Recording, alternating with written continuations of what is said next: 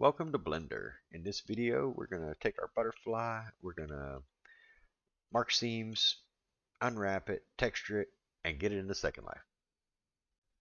So before we apply our modifiers, we're going to go ahead and unwrap this guy. Uh, so I'm going to start with the leg. Go into edit mode, go into edge select mode, and select the edge underneath. That way we can keep the seam hidden. So right click, mark seam, and then the tip of the foot. We'll just go ahead and select that outside edge, right click, mark seam.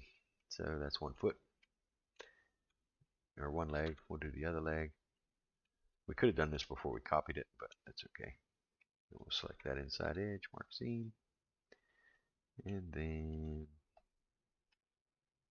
the foot's not filled, so we're going to select that, hit F, and then right click, mark seam, and that's the legs done.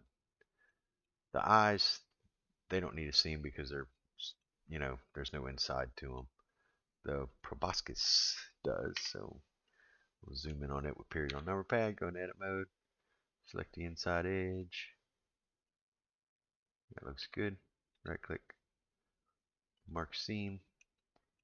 That's an awful lot of geometry we don't need, so we're going to select the outside loop and mark seam, but we're also going to go into face select and delete these faces.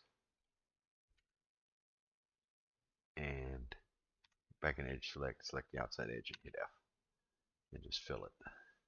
Alright, so tab, select the head, hide it, and then we can select this edge, period on number pad. And we don't need these faces at all, so we'll just delete those. And then if there's no face there, you don't need an edge loop, so we're good there. Alright, Alt H to unhide the head. Whoop, in object mode. I'm going to hide my butterfly wings again. Probably should have left the head hidden because we're doing the antenna anyway, so I'm going to hide the head again. And select an antenna. And I'm going to do an inside edge of the antenna. Oops. Edge select mode. Alt select it. The bottom doesn't have a bottom, so that's good. Right click, mark seam.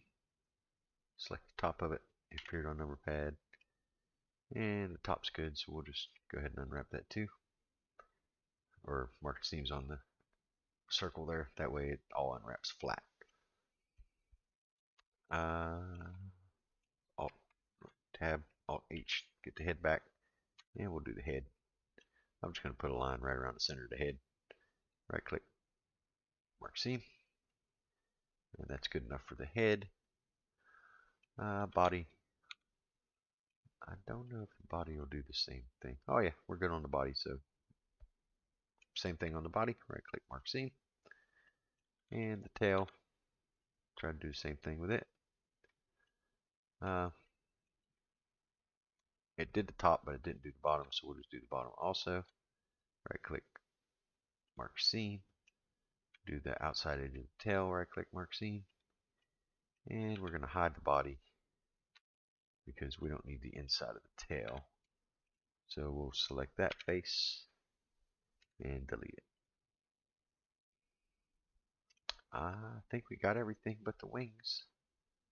And I'm going to select the wings. And we have a selection method. So if you alt select, it doesn't go all the way around the wing. But if you hit A and go to select and go to select loops, select boundary loop, that'll select the whole outside edge of the wing. We can mark seams or we cannot. It just depends. I think we won't because we can add an edge loop in the center of the wing and mark that. So let's not mark that one. That may cause us some overlaps. We're going to go ahead and mark it. Yep, mark seams.